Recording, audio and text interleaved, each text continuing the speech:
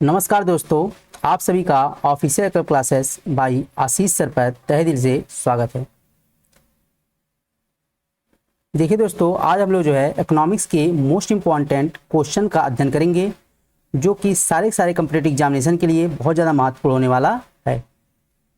देखिए दोस्तों, official classes channel के थ्रू आप लोग को सभी प्रतियोगी परीक्षाओं की तैयारी कराई जाती है, जैसे railway, SSC, UPSC, state level examination and other competitive examination, जिसमें सामान्य अध्ययन के सभी वर्गों जैसे इतिहास, भूगोल, राज्य व्यवस्था, अर्थव्यवस्था, अर्थशास्त्र और सामान्य विज्ञान के सभी खंड जैसे भौतिक विज्ञान, रसायन विज्ञान और जीव विज्ञान के साथ साथ मैथ्स और रीजनिंग, यहाँ तक कि सिविल इंजीनियरिंग का पूरा कोर्स चैप्टर वाइज टीसीएस के नए पैटर्न के आधार पर निःशुल्क प्रदान किया जाता है बच्चों। इसलिए आप लोग निवेदन है कि इस चैनल के साथ जरूर जुड़िएगा। इस चैनल से जुड़ने के लिए आप लोग यूट्यूब पे ऑफिशियल क्लासेस को सर्च करिएगा और आप जो है लाइक शेयर सब्सक्राइब जरूर करिएगा बच्चों।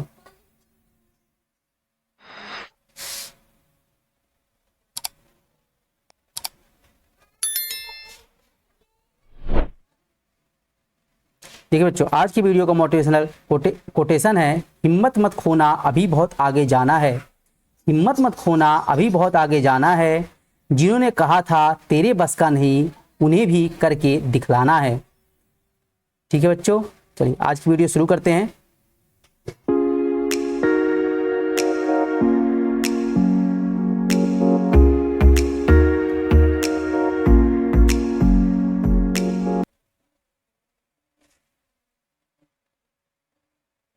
देखिए बच्चों, आज का क्वेश्चन है कि किसी देश की राष्ट्रीय आय का निर्धारण करने में निम्नलिखित में से किस पद्धति का उपयोग नहीं किया जाता है। मतलब किसी देश की अगर राष्ट्रीय आय का निर्धारण करते हैं तो किस पद्धति का प्रयोग नहीं करते हैं। देखिए बच्चों, इसका आंसर होगा क्या, निवेश का तरीका। किसी देश की राष्ट्रीय आय के निर्धारण में हम जो है निवेश के तरीके का उपयोग नहीं करते, तो इसका आंसर क्या हो जाएगा, ऑप्शन नंबर सी हो जाएगा बच्चों। चलिए कुछ इंपॉर्टेंट फैक्ट देखते हैं।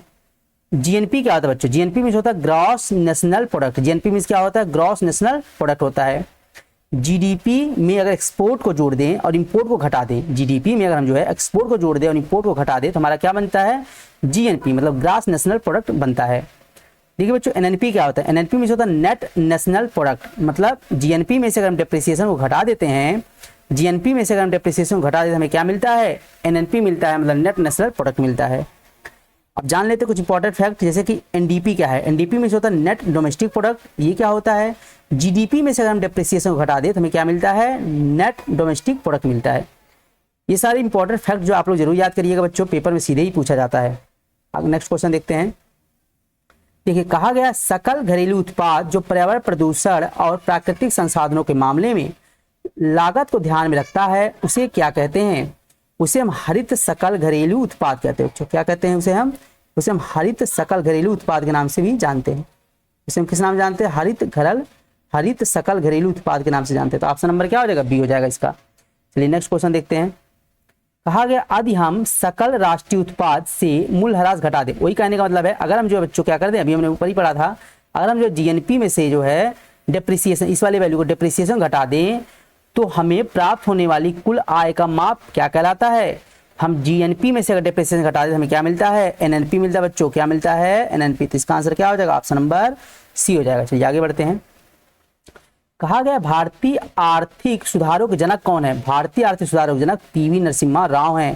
कौन है बच्चों, पीवी नरसिम्हा राव। तो याद करिएगा, भारतीय आर्थिक सुधारों के जनक कौन है, पीवी नरसिम्हा राव हैं। आगे बढ़िए। राष्ट्रीय आय को मापते समय मध्यवर्ती वस्तुओं को राष्ट्रीय आय में शामिल क्यों नहीं करते हैं। राष्ट्रीय आय को मापते समय मध्यवर्ती वस्तुओं को राष्ट्रीय आय में शामिल इसलिए नहीं करते हैं जिससे हम दोहरे लेखांकन से बच सके। राष्ट्रीय आय के मापन में मध्यवर्ती वस्तुओं को शामिल ना करने के पीछे कारण क्या है, दोहरे लेखांकन से बचना। इसका कारण क्या है बच्चों, दोहरे लेखांकन से बचना। ऑप्शन नंबर क्या होगा, ऑप्शन नंबर ए इसका सही होगा। नेक्स्ट क्वेश्चन देखते हैं। लिखा है निम्नलिखित में से किसे राजकोषीय घाटे को हटाकर निवल ब्याज देनदारियों के रूप में सही ढंग से परिभाषित किया गया है। मतलब ये होगा बच्चों, अगर हम जो है प्राथमिक घाटा घटा दें, क्या कर दें, प्राथमिक घाटा घटा देते हैं, प्राथमिक घाटा घटा दें तो हमारा जो है राजकोषीय घाटे को घटाकर प्राथमिक घाटे में से राजकोषीय घटाकर उसे हम जो है निबल ब्याज देनदारियों के रूप में सही ढंग से परिभाषित कर सकते हैं। नेक्स्ट क्वेश्चन देखते हैं। नेक्स्ट क्वेश्चन है बच्चों, कौन सा ऐसा मद है जिस पे जीएसटी नहीं लगता है? याद करिएगा बच्चों, बहुत इंपॉर्टेंट क्वेश्चन है। पेट्रोल एक ऐसा मद है, पेट्रोल एक ऐसा आइटम है जिस पे जीएसटी नहीं लगता है। कुछ और भी इंपॉर्टेंट फैक्ट हैं, इसको भी देख लेते हैं। देखिए बच्चों, जीएसटी मींस क्या होता है? जीएसटी मींस होता है goods and service tax. GST full form क्या है? Goods and service tax. GST है क्या आखिर? जीएसटी एक इनडायरेक्ट टैक्स है। जीएसटी एक इनडायरेक्ट टैक्स है। इसे भारत में 1 जुलाई 2017 को लागू किया गया था। जीएसटी एक इनडायरेक्ट टैक्स है जिसे भारत में जो है 1 जुलाई 2017 को लागू किया गया था। जीएसटी कुल 3 प्रकार का होता है। पहला जो केंद्र द्वारा लगाया जाता है उसे हम सीजीएसटी कहते हैं। क्या कहते हैं बच्चों? उसे हम सीजीएसटी कहते हैं। दूसरा राज्य द्वारा लगाया जाता है उसे हम एसजीएसटी कहते हैं। दूसरा जीएसटी जो राज्य द्वारा लगाया जाता है हम क्या कहते हैं? एसजीएसटी कहते हैं। तीसरा जो सभी इंटर स्टेट द्वारा लगाया जाता है उसे हम आईजीएसटी कहते हैं। एक ऐसा जीएसटी जो इंटर स्टेट द्वारा लगाया जाता है हम क्या कहते हैं? आईजीएसटी कहते हैं। जीएसटी के अंतर्गत नहीं आता है। जीएसटी के अंतर्गत क्या क्या नहीं आता है? पेट्रोल, हाई स्पीड डीजल, विमानन टरबाइन, फ्यूल इलेक्ट्रिसिटी, एल्कोहल और प्राकृतिक गैस, ये सारे चीजें बच्चे जीएसटी के अंतर्गत इंक्लूड नहीं किया गया है। चलिए आगे बढ़ते हैं। अगला क्वेश्चन है, कौन सा नीतिगत उपाय उदारीकरण, निजीकरण और वैश्वीकरण का हिस्सा नहीं है? इसमें कौन सा नीतिगत उपाय है जो उदारीकरण, निजीकरण और वैश्वीकरण का हिस्सा नहीं है? इसका आंसर क्या होगा बच्चे? इसका आंसर होगा रक्षा क्षेत्र में एफडीआई। इसका आंसर क्या होगा? रक्षा क्षेत्र में एफडीआई होगा बच्चे। इसका आंसर क्या होगा? रक्षा क्षेत्र में एफडीआई होगा। आगे देखते हैं। कौन एक आरोही कर संरचना का प्रतिनिधित्व करता? आरोही कर संरचना क्या होता है बच्चे? जान लेते हैं। आरोही कर संरचना मतलब ये है, अगर आपकी इनकम, देखिए समझिए, अगर आपकी इनकम बढ़ रही है, मान लीजिए आपकी अगर आपकी इनकम बढ़ रही है तो आपको कर भी ज्यादा देना पड़ेगा। एक स्ट्रेट ग्राफ मिलेगा। इसका मतलब क्या? आय बढ़ने पर कर की दर में वृद्धि। आय बढ़ने पर कर के दर में वृद्धि होना आरोही कर का क्या है? एग्जाम्पल है। इसका ऑप्शन क्या हो जाएगा? Option number B. Next question देखते हैं। नेक्स्ट क्वेश्चन है, एक अर्थव्यवस्था में आर्थिक उत्पादन का आकलन है। एक अर्थव्यवस्था जो आर्थिक उत्पादन का आकलन है जिसमें इसकी गणना में वर्तमान मूल्य सम्मिलित होते हैं। एक अर्थव्यवस्था में आर्थिक उत्पादन का आकलन है जिसमें वर्तमान मूल्य को सम्मिलित किया जाता है, उसे क्या कहते हैं? उसे हम बच्चों कहते हैं नॉमिनल जीडीपी कहते हैं। क्या कहते हैं उसे हम? उसे हम नॉमिनल जीडीपी की संज्ञा देते हैं। उसे हम क्या कहते हैं? नॉमिनल जीडीपी कहते हैं। जान लेते हैं नॉमिनल जीडीपी क्या है। यह एक इकोनॉमी में आर्थिक उत्पादन का आकलन है, लेकिन इसकी गणना में वस्तुओं और सेवाओं की वर्तमान कीमतों को शामिल किया जाता है।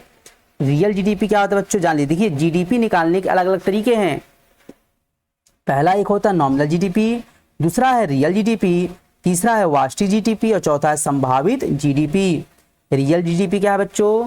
स्थिर मूल्य पर, ध्यान दीजिएगा, लिखा है स्थिर मूल्य पर उत्पादित सभी वस्तुओं और सेवाओं का योग होता है। रियल जीडीपी वह जीडीपी है जो कि स्थिर मूल्य, फिक्स्ड प्राइस पर जो है उत्पादित जितनी वस्तुएं हैं सभी वस्तुओं और सेवाओं का योग को हम कहते हैं रियल जीडीपी। यही वास्तविक जीडीपी क्या है? किसी दिए गए अंतराल पर या किसी भी समय सभी आउटपुट का वास्तविक समय माप होता है। याद करिएगा, इंपॉर्टेंट है ये। वास्तविक जीडीपी क्या बच्चों? किसी दिए गए अंतराल पर या किसी भी समय सभी आउटपुट का वास्तविक समय माप वास्तविक जीडीपी कहलाता है। आगे देखिए, लिखा है संभावित जीडीपी। संभावित जीडीपी क्या है? सभी क्षेत्रों में 100% रोजगार, स्थिर मुद्रा और फिक्स्ड उत्पाद कीमतों के साथ आदर्श आर्थिक स्थिति को हम कहते हैं। ये एक संभावित जीडीपी है। चलिए बच्चों, नेक्स्ट क्वेश्चन की तरफ बढ़ते हैं। नेक्स्ट क्वेश्चन लिखा है, मानव विकास सूचकांक निम्नलिखित अर्थशास्त्रियों में से किसके द्वारा विकसित किया गया था? देखिए बच्चों, मानव विकास सूचकांक जो है अमर्त्य सेन और महबूब हक दोनों ने मिलकर विकसित किया था। इसका आंसर क्या होगा? ऑप्शन नंबर डी होगा। इसका मतलब क्या होगा? अमर्त्य सेन और महबूब हक। देखिए एचडीआई क्या है? एचडीआई का उपयोग करके यूनाइटेड नेशन डेवलपमेंट प्रोग्राम जिसे यूएनडीपी की संज्ञा देते हैं, उसके द्वारा किसी देश की विकास को मापा जाता है बच्चों। एचडीआई का उपयोग करके यूनाइटेड नेशन डेवलपमेंट प्रोग्राम जो है किसी देश के विकास को क्या करता है? मापता है। चलिए नेक्स्ट क्वेश्चन देखते हैं। कहा गया पीसी महानिवेश को किस नाम से भी जाना जाता है? पीसी महालनोबिस को जो भारतीय सांख्यिकी के जनक के नाम से जाना जाता है। इंपॉर्टेंट क्वेश्चन बच्चों, पीसी महालनोबिस को भारतीय सांख्यिकी का जनक कहा जाता है। देखिए बच्चों, सारे क्वेश्चन हर एक एग्जाम में पूछे जाने की प्रबल संभावना रखते हैं, इसलिए आप लोगों से निवेदन है इस क्वेश्चन को बहुत अच्छे तरीके से पढ़िएगा और जो इंपॉर्टेंट फैक्ट बताया जा रहा है बच्चों वो भी बहुत ज़्यादा इंपॉर्टेंट है, इसको भी ध्यान दीजिएगा। देखिए, कहा गया पीसी महालनोबिस की जयंती को 29 जून को नेशनल स्टैटिस्टिक्स डे के रूप में, मतलब राष्ट्रीय सांख्यिकी दिवस के रूप में मनाया जाता है। पेपर में क्वेश्चन पूछा गया था कि 29 जून को किसकी जयंती को हम जो है राष्ट्रीय सांख्यिकी दिवस मनाते हैं, तो आंसर क्या होगा, पीसी महालनोबिस की जयंती को। एम विश्वेश्वरैया को भारतीय आर्थिक योजना का जनक कहा जाता है। संविधान का जनक किसे कहते हैं, भारतीय संविधान का जनक भीमराव अम्बेडकर को कहा जाता है। यही जो है भारतीय आर्थिक सुधारों का जनक पामुला प्रथी वेंकट नरसिम्हा राव को कहा जाता है। चारों क्वेश्चन बहुत इंपॉर्टेंट बच्चों, एक बार देख लीजिए। नेशनल स्टैटिस्टिक्स डे जो 29 जून को मनाया जाता है, पीसी महालनोबिस की जयंती है। आर्थिक योजना का जनक एम विश्वेश्वरैया को कहा जाता है। भारतीय संविधान का जनक भीमराव अम्बेडकर और भारतीय आर्थिक सुधारों का जनक है पामुला प्रथी वेंकट नरसिम्हा राव। नेक्स्ट क्वेश्चन देखते बच्चों, कहा गया है निम्नलिखित क्षेत्रों में से किस क्षेत्र में अमर्त्य सेन ने उनके योगदान के लिए अर्थशास्त्र में नोबेल पुरस्कार मिला, मतलब अमर्त्य सेन को अर्थशास्त्र में नोबेल पुरस्कार किस फील्ड में मिला था। इसका आंसर होगा बच्चे कल्याण अर्थशास्त्र में। किसके लिए मिला था, कल्याणकारी अर्थशास्त्र के लिए मिला था अमर्त्य सेन को नोबेल प्राइज। अगला क्वेश्चन बच्चों, भारत में गरीबी रेखा को निर्धारित करने वाले पहले व्यक्ति कौन थे। भारत में गरीबी रेखा निर्धारित पहली बार किसने किया था, आंसर होगा BKRV राव। क्या होगा आंसर बच्चों, BKRV राव। भारत में गरीबी रेखा निर्धारण सबसे पहले किसने किया था, BKRV राव ने किया था। नेक्स्ट क्वेश्चन देखते बच्चों, कहा गया प्रसिद्ध पुस्तक चेंजिंग इंडिया, प्रसिद्ध पुस्तक है चेंजिंग इंडिया, उसके लेखक कौन है। चेंजिंग इंडिया के लेखक बच्चों मनमोहन सिंह। कौन है, मनमोहन सिंह, भारत के पूर्व प्रधानमंत्री थे। कौन, मनमोहन सिंह। ये क्या कौन सी किताब लिखे थे, चेंजिंग इंडिया। ये आगे बढ़ते हैं। कहा गया दादा भाई नौरोजी ने अपनी पुस्तक किसके माध्यम से ब्रिटिश शासन के आर्थिक प्रभाव की तीखी आलोचना की है। इसका आंसर होगा poverty and un British rule in India.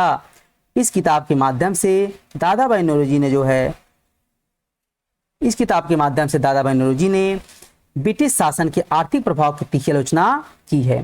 कुछ महत्वपूर्ण फैक्ट देख लेते हैं दादा भाई नौरोजी से रिलेटेड।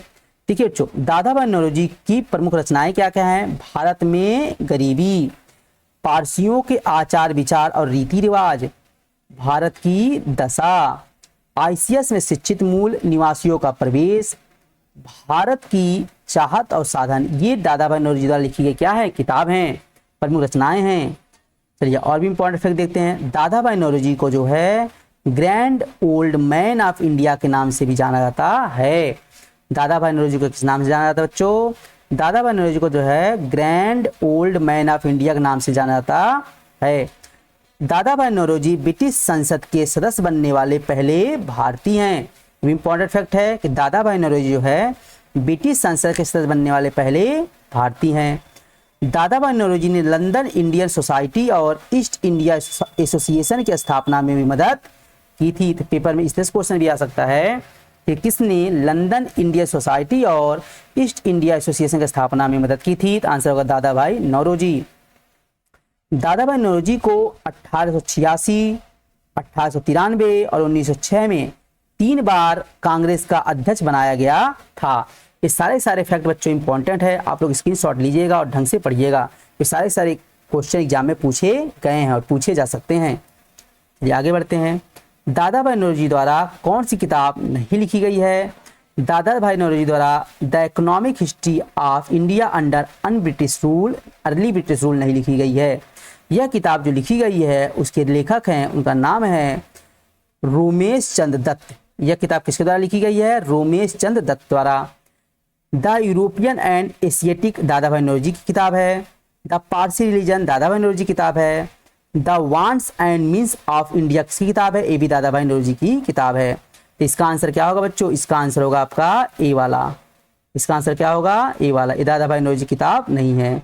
इसके लेखक कौन है, रोमेश चंद्र दत्त हैं। ये आगे बढ़ते हैं। कहा गया अभिजीत बनर्जी को किस क्षेत्र में नोबेल पुरस्कार मिला।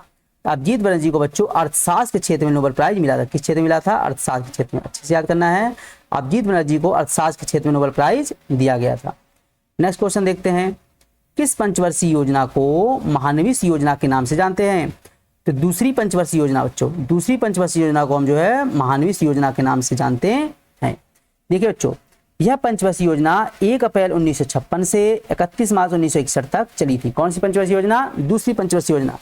इस पंचवर्षीय योजना का मुख्य उद्देश्य था हैवी इंडस्ट्रीज को बढ़ावा देना, भारी उद्योग को बढ़ावा देना, जिसके तहत जो है 3 जल विद्युत परियोजनाएं का उद्घाटन किया गया, जैसे दुर्गापुर पश्चिम बंगाल में, भिलाई छत्तीसगढ़ में और राउरकेला उड़ीसा में, तथा साथ ही साथ 5 इस्पात कारखानों की भी स्थापना की गई थी।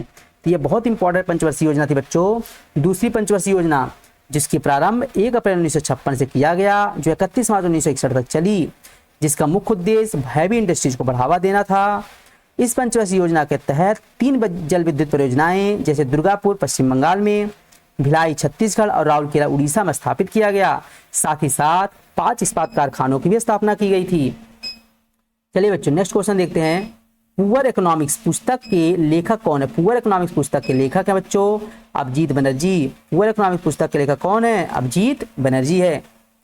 चलिए नेक्स्ट क्वेश्चन देखते हैं बच्चों, कहा गया है भारत में योजनाबद्ध आर्थिक विकास प्रथम पंचवर्षीय योजना की शुरुआत कब हुई थी? तो प्रथम पंचवर्षीय योजना की शुरुआत बच्चों हुई थी 1951 में। प्रथम पंचवर्षीय योजना की शुरुआत कब हुई थी बच्चों? 1951 में हुई थी। देखिए, प्रथम पंचवर्षीय योजना 1 अप्रैल 1951 से लेकर 31 मार्च 1956 तक चला था। पहली पंचवर्षीय योजना हेराल्ड डोमल मॉडल पर आधारित थी। इस पंचवर्षीय योजना का उद्देश्य प्राथमिक क्षेत्र का विकास करना था। सारे फैक्ट बच्चों इंपॉर्टेंट है, आप लोग स्क्रीनशॉट लेकर बढ़िया से पढ़िएगा और चैनल से जुड़ने के लिए आप जो है ऑफिशियल क्लब क्लासेस आशीष सर को सब्सक्राइब कर लीजिएगा बच्चों। चलिए नेक्स्ट क्वेश्चन देखते हैं, कहा गया किस योजना को रोलिंग प्लान कहा जाता है? तो छठी पंचवर्षीय योजना को बच्चों रोलिंग प्लान भी कहा जाता है। छठी पंचवर्षीय योजना क्या कहते हैं? रोलिंग प्लान भी कहते हैं। आगे कहा गया है इस पंचवर्षीय योजना की शुरुआत 1 अप्रैल 1978 को जनता सरकार द्वारा शुरू की गई, जो 31 मार्च 1983 तक चली थी। रोलिंग प्लान की अवधारणा गुन्नार मॉडल द्वारा बनाई गई थी। ये भी पेपर पूछा था बच्चों, रोलिंग प्लान की अवधारणा किसने बनाई थी? रोलिंग प्लान की अवधारणा गुन्नार मॉडल ने बनाई थी। इस पंचवर्षीय योजना की शुरुआत जो है जनता सरकार द्वारा 1 अप्रैल 1978 को प्रारंभ हुआ, जो कि 31 मार्च 1983 में समाप्त हो गया। आगे देखते हैं, हेराल्ड डोमल मॉडल पर आधारित पंचवर्षीय योजना, मैंने पहले बताया था पहली पंचवर्षीय योजना हेराल्ड डोमल मॉडल पर आधारित है। देखिए बच्चों, यह एक गैर संवैधानिक निकाय है। पहले समझते हैं ये पंचवर्षीय योजना के बारे में थोड़ा सा। जो हमारा योजना आयोग है बच्चों, ये हमारा क्या है? गैर संवैधानिक निकाय है, जिसके अध्यक्ष प्रधानमंत्री होते हैं। आज वर्तमान में योजना आयोग की जगह नीति आयोग ने ले ली है, जिसकी स्थापना पीएम मोदी ने 1 जनवरी 2015 को की थी। नीति आयोग का पूरा नाम पेपर में पूछा जाता है बच्चों, national institution for transforming India, इसका क्या है? पूरा नाम है। नीति आयोग को बच्चों थिंक टैंक भी कहा जाता है। इसका उद्देश्य है राज्यों को आर्थिक नीति निर्माण में शामिल करना। योजना आयोग का गठन 15 मार्च 1950 को पंडित जवाहरलाल नेहरू की अध्यक्षता में किया गया था। देखिए बच्चों, कुछ इंपॉर्टेंट फैक्ट बहुत जरूरी है जानना। देखिए, योजना आयोग का गठन 15 मार्च 1950 को पंडित जवाहरलाल नेहरू की अध्यक्षता में किया गया। योजना आयोग एक गैर संवैधानिक निकाय है, मतलब इसका संविधान में कहीं उल्लेख नहीं है, जिसके अध्यक्ष प्रधानमंत्री खुद होते हैं। आज वर्तमान में योजना आयोग की जगह पे नीति आयोग है, जिसकी स्थापना पीएम मोदी ने 1 जनवरी 2015 को की। नीति आयोग का पूरा नाम national institution for transforming India है। नीति आयोग को थिंक टैंक के नाम से जाना जाता है, जिसका काम राज्यों को आर्थिक नीति निर्माण में शामिल करना है। चलिए बच्चों नेक्स्ट क्वेश्चन देखते हैं। कहा गया है कि भारत में किस पंचवर्षीय योजना को गाडगिल योजना के नाम से जानते हैं? बच्चों देखो, तीसरी पंचवर्षीय योजना को गाडगिल योजना के नाम से जानते हैं। यह पंचवर्षीय योजना 1 अप्रैल 1961 से 31 मार्च 1966 तक चली थी। याद करिएगा बच्चों, गाडगिल योजना किसे कहते हैं? तीसरी पंचवर्षीय योजना को। और यह पंचवर्षीय योजना जो है 1 अप्रैल 1961 से लगा के 31 मार्च 1966 तक चली थी। गाडगिल योजना मुख्य रूप से कृषि के साथ साथ गेहूं के उत्पादन को बढ़ावा देने पर आधारित थी। यह पंचवर्षीय योजना सभी पंचवर्षीय योजनाओं में सबसे खराब प्रदर्शन की थी। इसके पीछे कारण था बच्चों, देखिए तीसरी पंचवर्षीय योजना के खराब होने के पीछे कारण था, पहला कारण था बच्चों 1962 में। कब? 1962 में भारत का चाइना के साथ युद्ध हुआ था बच्चों। इंडिया और चाइना का क्या हुआ था? युद्ध हुआ था, पहला कार्ड था। दूसरा कार्ड बना 1965 में इंडिया का पाकिस्तान के साथ युद्ध बच्चों। इंडिया का किसके साथ युद्ध बच्चों? पाकिस्तान के साथ युद्ध। तीसरा कार्ड बना था बच्चों सूखा का। तीसरा कार्ड क्या बना था? सूखा का। तो ये तीनों कारणों की वजह से तीसरी पंचवर्षीय योजना सबसे खराब प्रदर्शन करने वाली योजना बन गई थी। तो नेक्स्ट क्वेश्चन देखते हैं। क्वेश्चन है, निम्न में से किस पंचवर्षीय योजना में भारत में पहली बार गरीबी हटाओ का नारा दिया गया था? देखिए बच्चों, इसका आंसर होगा पांचवी पंचवर्षीय योजना। पांचवी पंचवर्षीय योजना ऐसी योजना थी जिसमें पहली बार गरीबी हटाओ का नारा दिया गया था। नेक्स्ट क्वेश्चन देखते हैं। 11वीं पंचवर्षीय योजना किसके नेतृत्व में बनाई गई थी? 11वीं पंचवर्षीय योजना मनमोहन सिंह के नेतृत्व में बनाई गई योजना थी बच्चों।